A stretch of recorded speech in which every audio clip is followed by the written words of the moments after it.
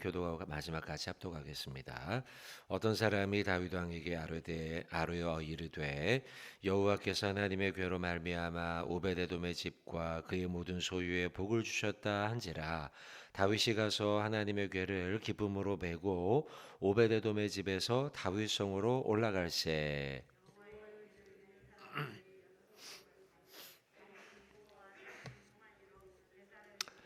다윗이 여호와 앞에서 힘을 다하여 춤을 추는데 그때에 다윗이 배 에봇을 입었더라.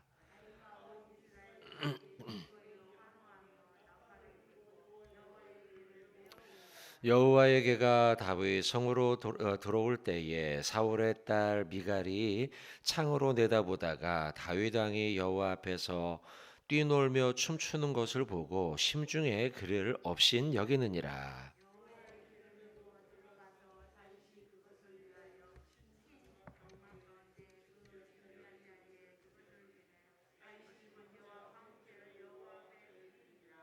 다윗이 번제와 화목제 드리기를 마치고 만군의 여호와의 이름으로 백성에게 축복하고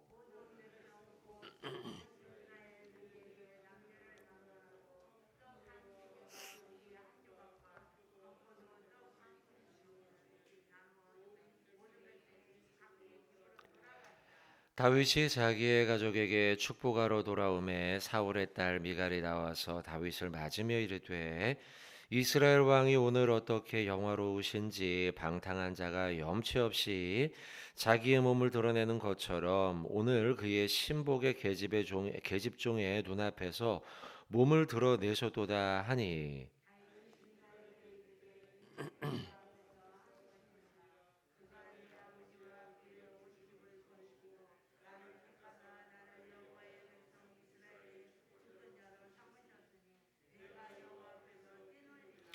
내가 이보다 더 낮아져서 스스로 천하게 보일지라도 내가 말한 바 계집종에게는 내가 높임을 받으리라 한지라.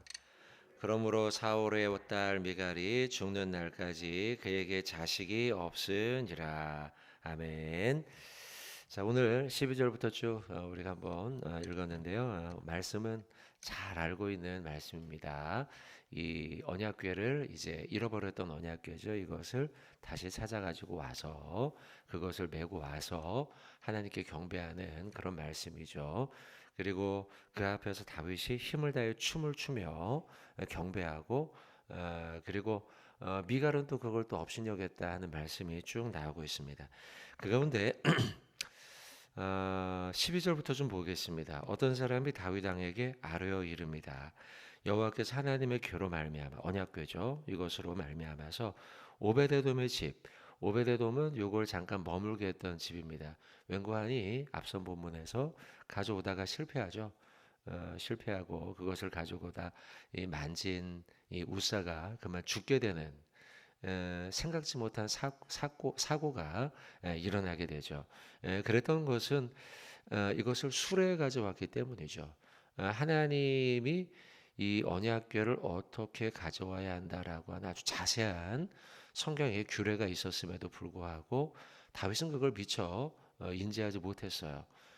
그렇게 인지하지 못했던 이유를 우리가 짚어보면은 다윗은 이 언약궤와 관련한 하나님의 규례를 망명 생활을 하고 또 이것과 관련한 교육과 훈련을 받지 못했기 때문이죠. 그래서 여러분들 하나님의 말씀을 전하는 이 목사님들 또 목회자들이 따로 인생의 소중한 시간을 떼어서 훈련이 필요한 거예요.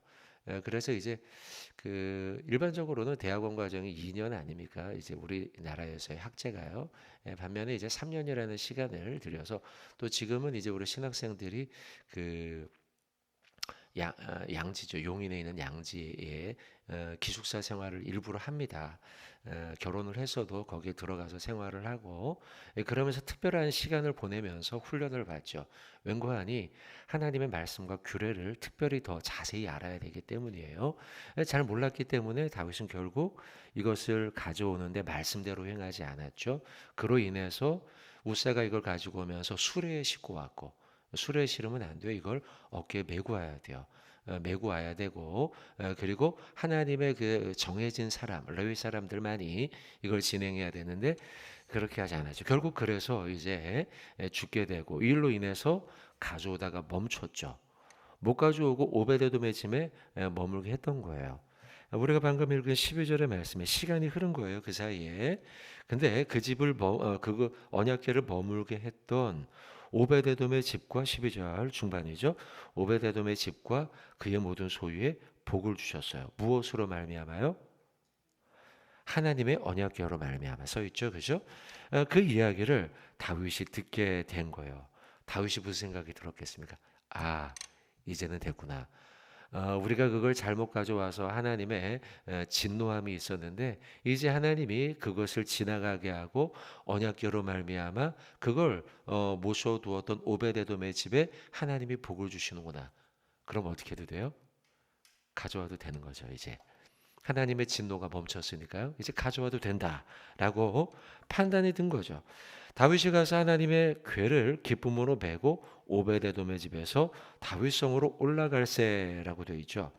자, 그리고 13절에 보시면 다윗의 언약궤를 맨 사람들이 6걸음을 가매 다윗이 소와 살진 송아지로 제사를 드렸다. 자, 요걸 조금 우리가 오해할 수도 있는데 이 본문을요. 6걸음마다 계속 제사를 드린 건 아닙니다.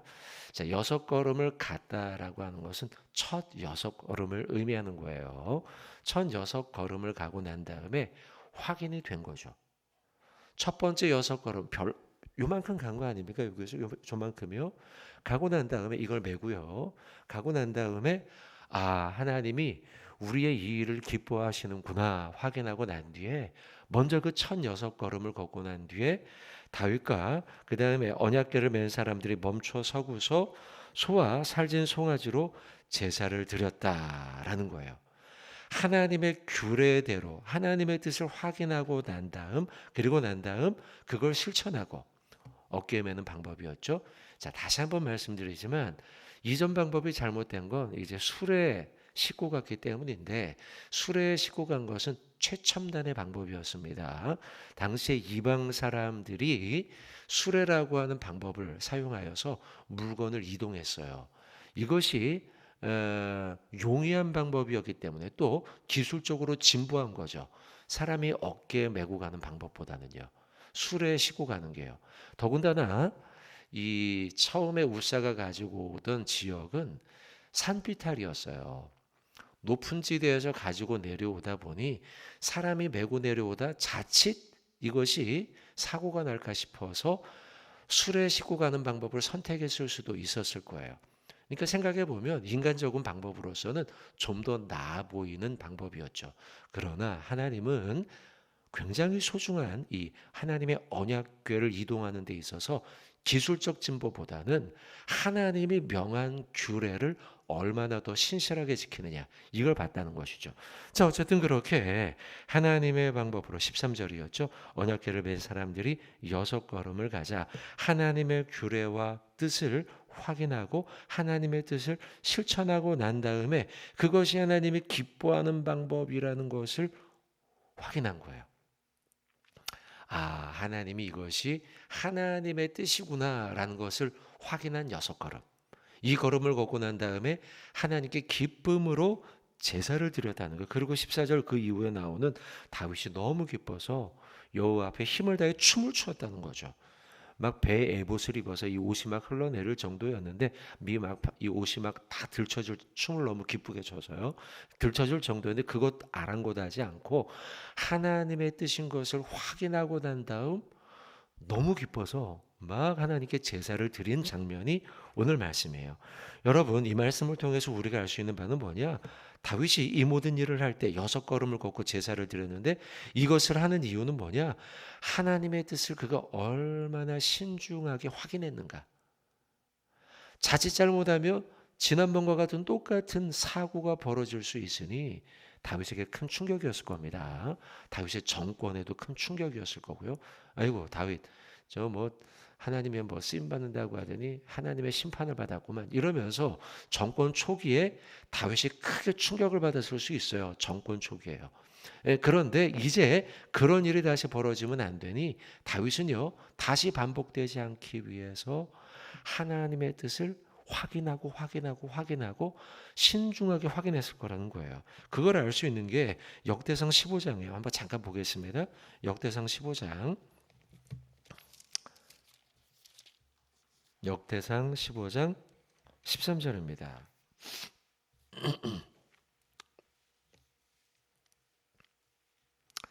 자, 13절, 14절, 15절. 역대상 15장 13, 14, 15절입니다. 역대상 15장 13절, 14절, 15절 같이 한번 읽어보겠습니다. 시작. 전에는 너희가 매지 아니하였으므로 우리 하나님 여호와께서 우리를 찢으셨으니 이는 우리가 규례대로 그에게 구하지 아니하였음이라 하니 이에 제사장들과 레위 사람들이 이스라엘 하나님 여호와의 궤를 메고 올라가려 하여 몸을 성결하게 하고 모세가 레위 자손이 채에 하나님의 궤를 깨어 어깨에 매니라. 아멘. 자, 13, 14, 15절에 나와 있는 것처럼 하나님의 규례라는 표현이 많이 나오죠. 13절에 보세요. 중반에 보면 이는 우리가 규례대로 그에게 구하지 아니하였습니다. 이게 문제였던 거예요. 그래서 다윗은 그 이후에 하나님의 규례가 무엇인지, 하나님의 뜻이 무엇인지를 신중하게 확인한 거예요. 15절에도 보세요. 모세가 여호와의 말씀을 따라 명령한 대로 이것이 중요해요. 하나님의 말씀에 명령한 대로 하나님의 규례가 정한 대로 이것이 중요해요. 다윗은 그러니까 지난번에 실패하고 난 다음에 이번 오베데돔 집에서 언약궤를 가져올 때는 하나님의 규례와 하나님의 명령과 하나님의 뜻 그것이 무엇인지를 신중하게 찾았다는 거예요. 하나님의 뜻 그것이 무엇인지 신중하게 찾았다는 거죠. 여러분, 우리도 오늘 말씀을 보면서 깨달아야 할 바는 무엇이냐? 내 삶에 하나님의 뜻이 무엇인지 신중하게 찾아야 된다는 거죠. 그게 뭐예요, 여러분? 기도죠. 말씀을 연구하는 것이죠. 여러분, 우리가 경건의 삶을 한다는 것은, 경건의 삶을 살아간다는 것은 무엇이냐? 결국 하나님의 뜻이 무엇인지를 신중하게 구하는 자세. 이걸 배워가는 거예요. 기도를 하며 어떤 사람은 하나님 뭐도 해주시고 뭐도 물론 우리가 하나님 앞에 간구도 해야 돼요. 그러나요 그보다 앞선 것은 무엇이냐? 하나님의 뜻이 이번 사건 속에서 오늘 나의 집에서 무엇입니까? 하나님의 뜻을 구하는 거예요. 성경을 공부하는 이유도 뭡니까, 여러분? 설교를 듣는 이유도 뭡니까? 결국 여러분 내 소망이 이루어지는 과정 속에 있지만 그걸 간구하는. 그러나 그 속에서 하나님 우리 집의 이번 일 가운데 하나님의 뜻이 무엇입니까? 알려주세요. 하나님의 뜻을 신중하게 구하는 거예요. 다윗도 여러분 지금 지난번 우사의 사건에서 하나님의 뜻을 구하는데 실패하고 난 뒤로 그냥 자기가 생각하기에 이렇게 하면 되겠지 한 거죠. 그 뒤로 오늘 본문에서 다윗이 보여준 자세, 훌륭한 신앙의 자세는 뭐냐? 하나님의 뜻과 규례와 명령이 무엇인지를 신중하게 구하고 찾았다는 사실이에요. 우리의 신앙의 삶에 이런 자세가 필요한 줄로 믿습니다. 여러분, 기도원 아시죠? 기도원. 시간이 없으니까 그냥 말씀만 전하죠. 여러분, 처음 기도원이 타작마당에서 낙심하고 있었어요. 왜 낙심했냐면 매번 미디안 사람들이 타작만 하면은 이 곡식들을 뺏어갔단 말이죠. 그게요 이스라엘 사람들이 거의 1년의 규례처럼 됐어요. 항상 그런 일이 벌어지는 거. 근데 이스라엘 사람들은 힘이 없어요. 그래갖고 매번 뺏겨요. 너무 막 답답한 거예요. 젊었던 기도원이. 너무 답답하고 하나님 도대체 왜 이런 일이 벌어집니까? 하고 있는데 그때 하나님의 사자가 나타났어요. 사자가 나타나 이제 내가 너한테 힘을 줘서 이런 일이 벌어지지 않게 할게. 이렇게 말씀을 하셨어요. 그러자 기드온이 제일 먼저 한 행동이 뭐냐면 하나님 이 사실이 맞습니까? 하나님이 그렇다면 맞다면 제가 다시 돌아와서 하나님께 뭘 드릴 텐데 그때까지 기다려 주십시오. 그리고 제가 이 음식을 그때 하나님이 그에게 다시 한번 뜻을 보여주셔요.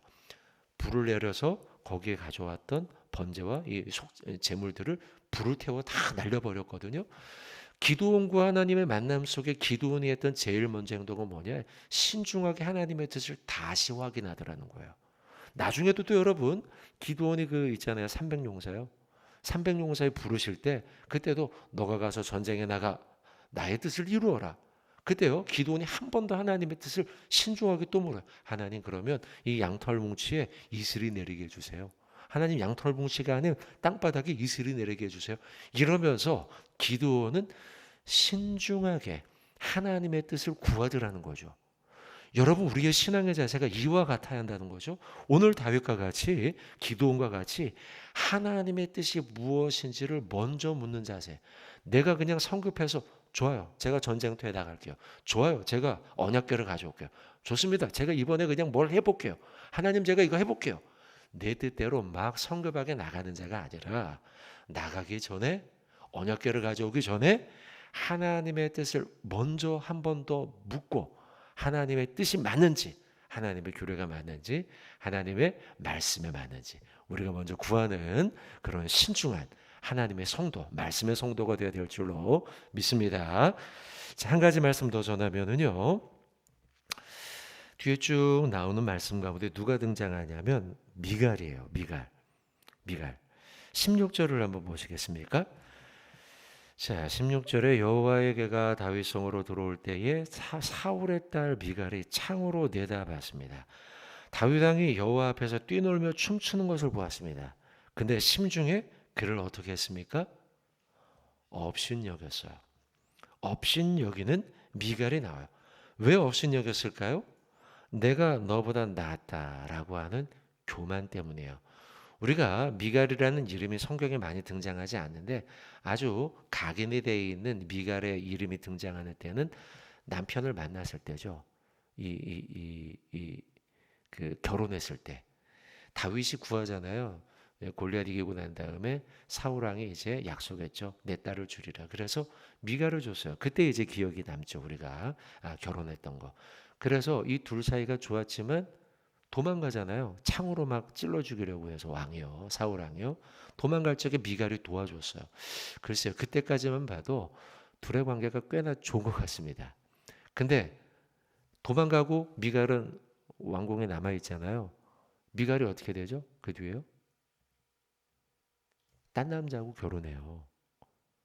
결혼하고 난 다음에 글쎄 제가 그냥 짐작컨대 미갈은 이미 다윗이 마음에 없어요. 떠나버렸어요. 이 다윗을 더 사랑하지 않아요. 그런 것 같아요. 사랑하지 않아요. 더 이상. 다른 남자와 이미 결혼을 했고요. 그러고 난 다음에 다윗과 다시 재혼할 마음이 없어 보여요. 나중에 다윗이 우리가 이제 조금 전 본문에 앞에 보시면은 다윗이 이제 힘이 좀 세져서 누구죠? 아브넬인가요? 아브넬에게 요청하잖아요. 그죠? 미갈을 보내달라. 그때 미갈의 또 다른 남편이었던 자가 울잖아요. 이 여인을 보낼 수 없다는 거죠. 둘은 사랑했던 사이 같아 보여요. 그러니까 억지로 왔어요, 지금. 제 추측입니다. 근데 맞을 것 같아요. 성경에 이렇게 흐름으로 볼 때요. 더 이상 사랑하지 않고 있던 차에 다윗이라는 남자가 전 남편이죠. 근데 이제 지금 다시 남편이 됐고요. 그 남자가 앞에서 막 춤을 추는데 한심해 보이는 거예요. 한심해 보여요. 왜요? 저 남자가 왕족의 채통을 지키지 않거든요. 근데 자신은 왕족이에요. 사울왕, 왕족. 저 남자는 목동 출신이에요. 목동 출신인데 어느 날 갑자기 왕이 된 거예요. 그리고 내 아버지도 원수예요. 이런 저 다윗이 왕의 채통을 지키지 않고 방금 16절의 말씀처럼 막 춤추는 걸 보니까 심중에 16절 끝에 그를 업신여기게 됐다는 거예요. 내가 너보다 낫다고 하는 교만함에서부터 업신여기는 마음이 생긴 것이죠. 여러분, 우리가 사람을 대할 때에 높이지 않고 상대를 낮추거나 오늘 본문의 표현처럼 업신여기는 그 출발점은 어디에서 시작하느냐? 첫째, 그를 사랑하지 않고, 그리고 둘째, 그를 향한 교만한 마음 때문이라는 거죠. 바리새인들도 역시 예수님을 핍박했던 이유, 2000년 전에 예수님을 핍박했던 이유는 율법사로서 예수님은 율법도 지키지 않고 또 금식도 하지 않고 안식일도 지키지 않고 나는 다 지키는데 예수 당신은 지키지 않아 라고 하는 교만함 때문이에요. 우리가 사람과 사람 사이의 관계 속에서 상대를 업신여기는 이유는 내가 너보다 낫다라고 하는 교만함에서부터 사람을 하대한다는 것이죠. 내가 다 지키는데 너는 그렇지 않아 라고 하는 교만함. 이 말씀, 짧은 말씀 속에서 우리가 가져야 할 말씀의 자세, 말씀의 태도, 신앙의 태도는 무엇이냐? 겸손함이 우리에게 필요하다는 거예요. 사람과 사람을 대할 때 내가 너보다 좋지라고 하는 것이 아니라 언제나 당신은 나보다 훌륭하다라고 하는 생각을 갖는 겸손함이 필요하다는 거예요. 빌립보서 2장 한번 이 말씀 한번 보고 말씀을 좀 배우겠습니다. 빌립보서 2장 3절로 4절입니다.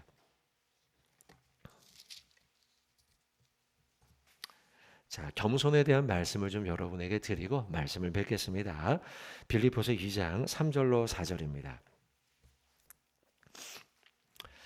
자, 지난주 우리 오늘의 말씀이 힘이다 9절인데요. 자, 빌립보서 2장 3절로 4절입니다. 시작. 아무 일에든지 다툼이나 허용으로 하지 말고 오직 겸손한 마음으로 각각 자기보다 남을 낮게 여기고 각각 자기 일을 돌보뿐더러 또한 각각 다른 사람들의 일을 돌보아 나의 기쁨을 충만하게 하라. 아멘. 무엇을 하든지 다툼이나 허용으로 하지 말아라. 오직 겸손한 마음이 우리에게 필요하다. 각각 자기보다 남을 더 낮게, 높게, 좋다. 그렇게 여기라는 거예요. 그리고 내 일을 돌본 분더러 또한 다른 사람들의 일을 돌보아서 도와주고 마음을 합하라 라고 빌립보서의 말씀은 우리가 전하고 있습니다. 자, 오늘 본문으로 돌아와서 말씀을 뵙겠습니다. 여러분, 오늘 미갈은 다윗을 업신여겼어요. 그 근본의 마음의 중심에는 무엇이 있느냐? 교만함이 있었다는 거죠. 다윗을 사랑하지도 않았을 뿐더러 그는 스스로 나는 왕족이며 너는 목동 출신이야 라고 하는 교만함이 사람을 업신여기는 자세로 가고 결국 오늘 보면 6장 제일 끝절에 사울의 딸 미갈이 죽는 날까지 그에게 자식이 없는 불행한 인생을 살게 되었어요. 교만함의 결론이죠. 자, 여러분들 오늘 하루 살아가시면서 누구를 향한 교만의 마음을 내려놓고 겸손한 마음으로 예수님처럼 살아가는 저와 여러분이 되어야 할 줄로 믿습니다. 또한 다윗이 이 언약궤를 가져옴에 있어 하나님의 뜻을 신중하게 분별했던 것처럼 우리가 살아가며 날마다 하나님의 뜻을 신중하게 구하고 확인하며 하나님의 뜻대로 살아가는 복된 하루 되시길 주님의 이름으로 축원을 드립니다.